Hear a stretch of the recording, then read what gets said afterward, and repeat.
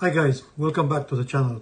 This is a short update on the idea that I floated about 2 months ago of making a board for prototyping old computers like Sinclair Spectrum, BBC Micro.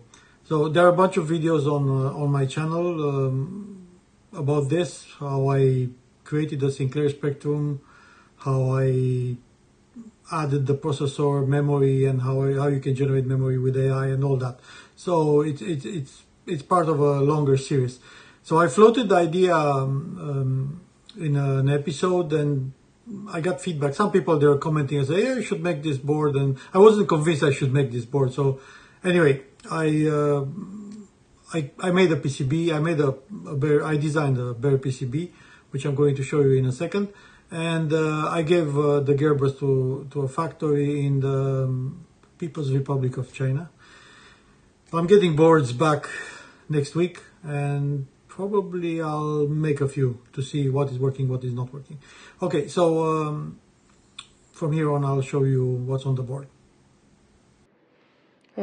Okay, what we have on this board right now.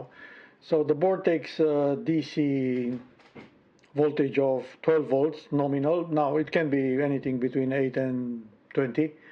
There is a pre-regulator here which makes 5 volt, and then there are 3 other regulators for 3.3 for 1 volt for the internal voltage and 1.8 volt for the auxiliary voltage.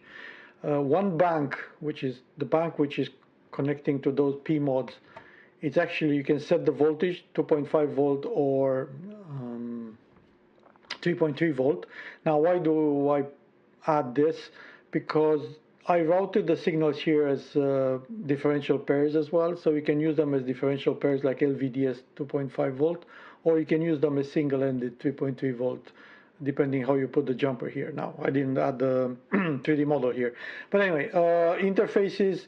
There is a small USB to serial bridge here, so you can have like a serial port that you can connect in case you make a, let's say, a terminal or something inside where you, or a small embedded system, and you want to communicate with the PC.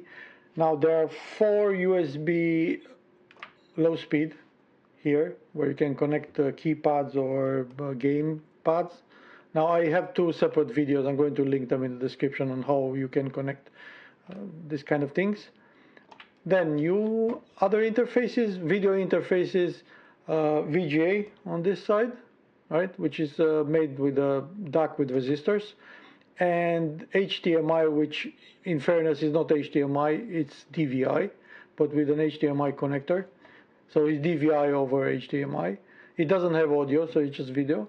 And there is no driver, it's directly from the pins of the FPGA. So my guess is the resolutions, they are going to be limited, what you can drive here. Probably, I'm hoping 1600 by 1200 to be maximum, but we'll see. 2 oscillators here, a 100 megahertz and a 12 megahertz. Why I have 2 oscillators? Because you might run into problems when you want different combinations of frequencies. So just for flexibility. There is an SPI flash here where you can store the configuration, and you can boot the board from the SPI flash. In terms of programming, I added here a JTAG interface. So there is an FTDI chip here, which it becomes like a JTAG interface, so you need only a cheap USB, micro USB cable.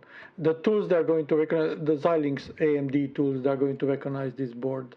So I'm going to program here all the details in the small EEPROM. Now what else? Switches, push buttons, LEDs, some switches, not much. A mode selector.